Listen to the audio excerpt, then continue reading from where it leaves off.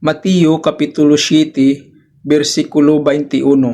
Ito po ang sabi, "Hindi ang bawat nagsasabi sa akin, Panginoon, Panginoon, ay papasok sa kaharian ng langit, kundi ang gumaganap ng kalooban ng aking Ama na nasa langit."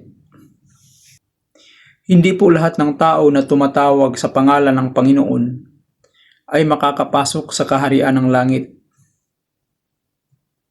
kundi yun lamang sumusunod sa kautusan ng Ama. Yun lang ang makakapasok sa gingharian ng langit. Marami po kasing mga tao na sinasabi nilang kilala nila si Kristo, kilala nila ang Diyos, pero hindi mo naman po makikita sa buhay nila na may totoong Kristo nga sila na sinusunod.